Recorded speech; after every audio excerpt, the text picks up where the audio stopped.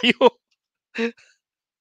Alright, so pag-usapan naman natin ngayon ito. ICC may bagong update kina Senator De La Rosa. Yan. Alam niyo ho, mukhang maraming makakasama ho si dating Pangulong Duterte. Ha? Yan ho sa kulungan. Actually, kulang pa ng isa yan eh. Yan. Lahat po kasi yan, ito po yung update ha. Ito, ayan. From ICC ho yan. Ang sabi rito, ito daw pong mga tao, yan, katulad po ni Bato de la Rosa, ni Albayalde, si Karamat Jr., si Romeo Karamat, and then, mga sangkot po ito sa war on drugs. Okay? And then si retired Colonel Edelberto Leonardo, parang nasa ano to ngayon nakapwesto ito ngayon. DNR yata ito eh. And then ito nga si PNP, ito nga PIDEG Director General Eliazar Mata. Yan. Ang PIDEG, ito po yung counterpart ng PIDEA. Okay? Ang PIDEA under ng Office of the President, ang PIDEG under ng PNP. Na PNP under naman ng DILG. DILG under naman ng Office of the President o ng Presidente. Yan. So sila ho yung mga itinuturing na po kasi sila ng ICC bilang mga suspects. Okay, yung mga tao na yan. Nako, malamang sa malamang ho, abot-abot na naman ang takot nito ni Bato de la Rosa. Ayan yung mga tao na yan. Yan ho yung mga kinukonsidera na ngayon ng PNP na mga mga kabilang na rin po sa mga suspects. Patay kayo ngayon. Ano na naman ang sasabihin ninyo rito? 'Di ba? Alam nyo, 'di ba, napakaganda ng sona ng ating presidente. Sa totoo lang, nakulangan po ako doon. Because, he didn't mention about, there's no mention about ICC. Hindi po nagsalita ang Pangulo doon. Pero nako, baka ho surpresahin na naman tayo nito. Kung papaano yung Pogo, sinurpresa tayo na bana, 'di ba? Beginning today, all Pogos are banned. Baka ho ito biglang surprise ito, 'di ba? So, nandito po ang ICC. Baka yung ICC pala kala mo wala pa. Yun pala kabilang na pala ron sa 2 batalyon na mga kasundaluhan natin na pinadala roon sa yung NASAF, pinadala doon sa Davao City, ho. Baka naka-disguise na. Oh. Pero alam niyo, para sa akin, mainam po ito na dapat talaga harapin nila ang ICC. 'Di ba? Ginawa nila yung mga akusasyon laban sa kanila. O hindi nila ginawa, harapin nila. Idepensa nila ang sarili nila. Yan ang maganda dyan. Duterte, sabi ni Dugong, welcome naman siya na sa harapan niya i-deliver yung warrant of arrest. Ha? At pupunitin daw niya, papakain na naman daw niya. Yung Pastillas Boys, 'di ba? Pastillas Gang diyan sa BI, sa immigration, nakaharap niya, di man lang niya napakain. Binaby pa niya, binigyan ng tagi-1,000 lahat. Tapos pinatago niya. O hindi na pinakain kasi raw baka may human rights kagaguhan. 'Di ba? Yeah, it's correct. Abot na naman ang nervyos. Abot na naman ho, E.R. Flores, ang nervyos ni Digong at ni Bato de la Rosa. Alam niyo yung ginawang katarantaduhan noon na war on drugs, sabi ko noon this is music to my ears. Pero kalaunan, iniisip-isip ko din, nung sinabi niya na kapag kayo patayin ninyo, di ba? Yung ganon. Patayin ninyo pagka ng laban. Pag hindi ng laban, panlaban ninyo. Tapos taniman nyo ng baril. Tapos sabi pa niya, kapag kayo dinimanda, ako ang inyong commander-in-chief. Ako ang haharap. Ako ang magpapakulong. Utang ina yung mga yan. Sabi ko sa inyo, If you destroy my country, if you destroy the Filipino youth, I will kill you, putang ina nyo. Ha? O ngayon, nasa na? O, nasa na ngayon, di ba? Tago-taguan, maliwanag ang buwan. Di ba? Singkintab ng ulo ni Bato de la Rosa. Ay, nako, mga kababayan, grabe.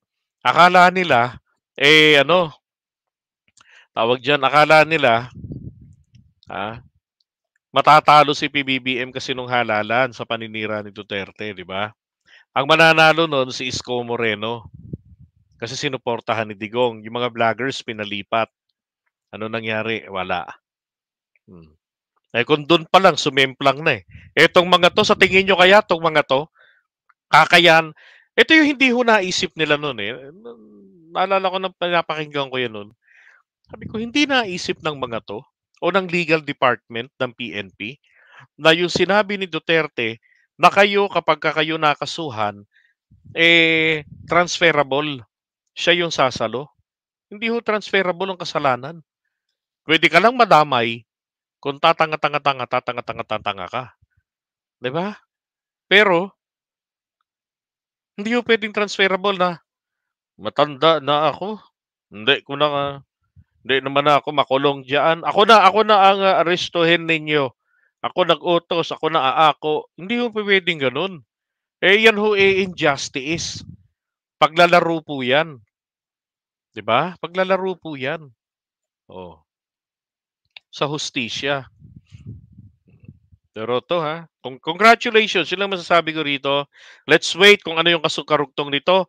Pero sa akin po, dapat ang kasunod po nito, total, iniimbestigahan na po sila. Okay? Iniimbestigahan na sila. Wala akong pakialam kahit napahiya ang ating gobyerno previously nung dinifer dinifer. Yeah, dinifer nila to eh. Ganito ho kasi nangyari diyan eh. Ito sinasabi dito. Laki natin ah. Teka.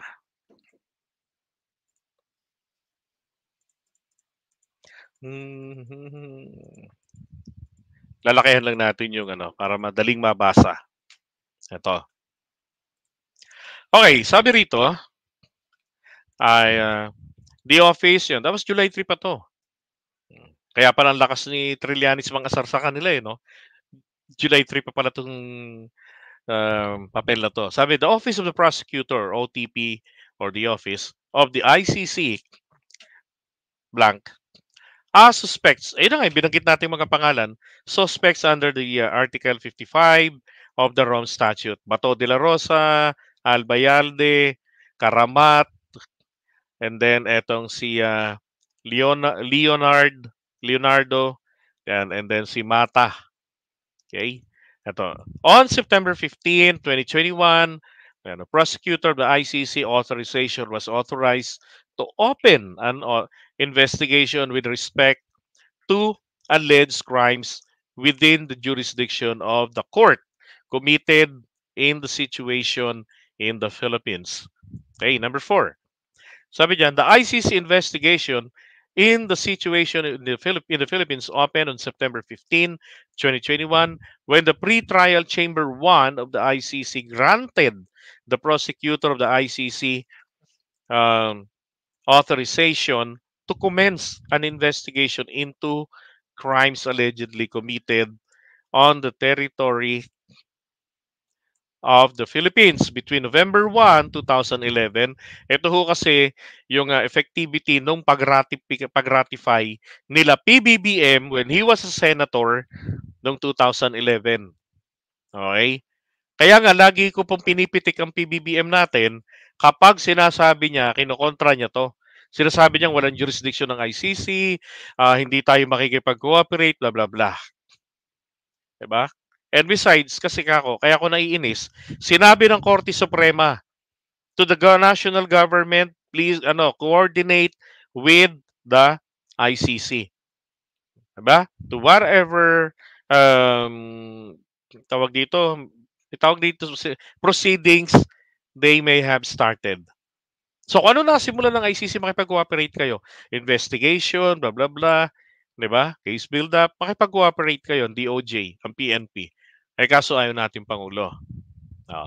Kasi nga po, may basihan po talaga.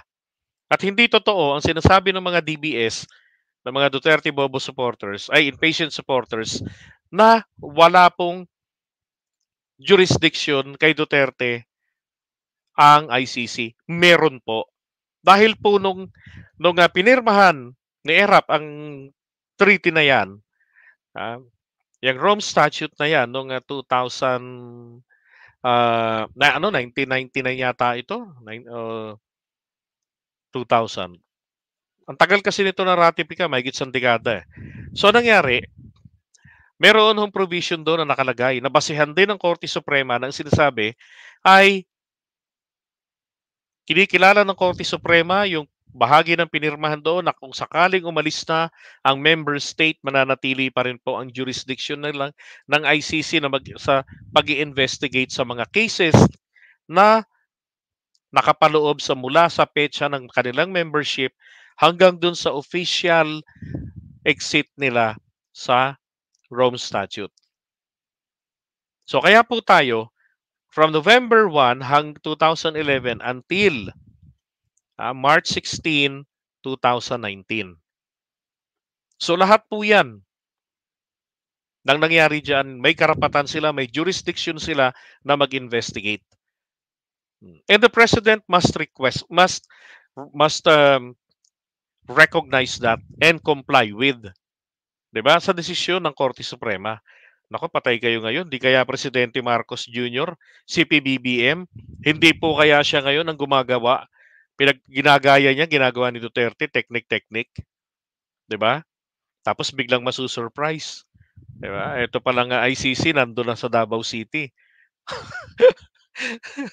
Diba? Yung mga dadampot, tako, Interpol. So, na pala.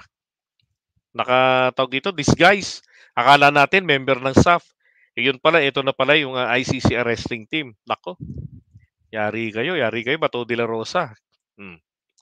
Then sabi rito, on November 10, 2021, the Philippines responded to the prosecutor's notification under Article 18 of the Rome Statute with a request to the prosecutor to defer to the Philippines' own investigations and prosecutions of nationals or others within its jurisdiction. 2021, panahon ni Duterte yan, nagkaroon ng investigation na Hausyaw. Diba? Panahon ni PBBM, nagkaroon din ng Hausyaw investigation. Pare-pareho po yan ibinasura ng ICC. Isa ang rason, hindi nyo kami mauuto. Kasi kung meron naman po talagang na investigation na nagawa ang PNP, dapat sana merong mahigit 6,000 individual folders na ng mga taong napatay nung panahon po ng war on drugs. Yung brutal war on drugs. Ang nakakainis po rito, eto hong mga nadamay, dun ako awang-awa. Tuwang-tuwa ako sa mga addictos na napapatay, sa mga pusher. Pero nung kalaunan, parami ng parami ang nadadamay na mga inosente estudyante, nagsusulat, natutulog, tinamaan ng bala, patay. Tatay nila napatay, tinamaan ng ligaw na bala. Kawawa yung maliliit na nadadamay. Tapos ang gobyerno walang proper compensation na panustos dapat sa buhay nila dahil yung kanilang kapamilya pumanaw. Yung kanilang padre de pamilya na breadwinner nila namatay. Di ba?